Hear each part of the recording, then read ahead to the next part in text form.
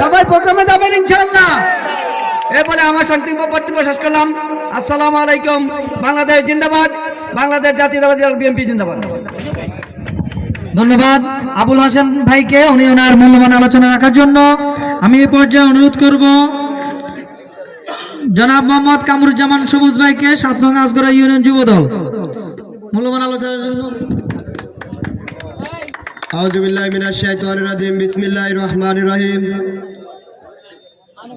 আগামী 20শে ফেব্রুয়ারি আমাদের কেন্দ্রীয় মহাসচিব জনাব মির্জা ফখরুল ইসলাম আলমগীর লাকসাম স্টেডিয়াম মাঠে আগমন উপলক্ষে আমাদের আজকের 7 নং আজগরা ইউনিয়ন 6 নং ওয়ার্ডের প্রস্তুতি সভার সম্মানিত সভাপতি, সম্মানিত প্রধান অতিথি এবং আমার সামনে বসা উপস্থিত বিএনপির প্রাণপ্রিয় নেতৃবৃন্দ, সকলকে জানায় আমার অন্তরস্থল থেকে সালাম। আসসালামু আলাইকুম ওয়া রাহমাতুল্লাহ।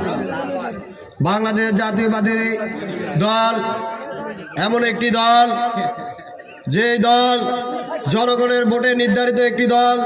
বাংলাদেশ জাতীয়তাবাদী দল জনগণের কল্যাণময় করার মতো জনগণের প্রতিটি প্রত্যাশা পূরণের একটি দল।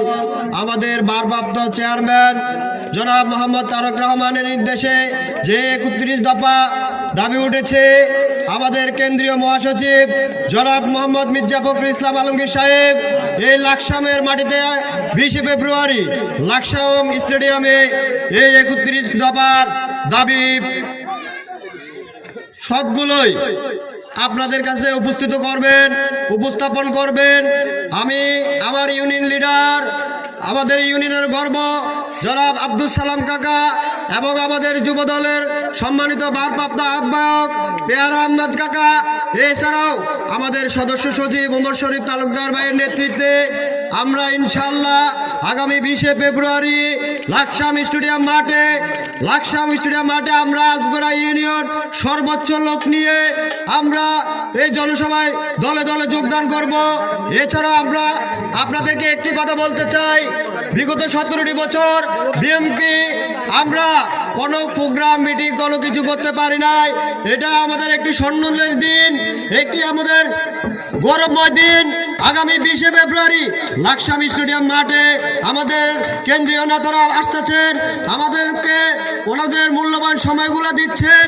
সেই আলোকে আমি আমার ইউনিয়ন লিডার এবং যুব দলের ভারপ্রাপ্ত আহ্বায়ক ও পেয়ারা আহমদ কাকা এবং সদস্য সচিব ওমর শরীফ তালুকদারকে বলতে চাই, বাংলাদেশ জাতীয়তাবাদী দল আমাদের ভারপ্রাপ্ত চেয়ারম্যান তারেক রহমান একটি কথা বারবার বলতেছে, ব্যক্তি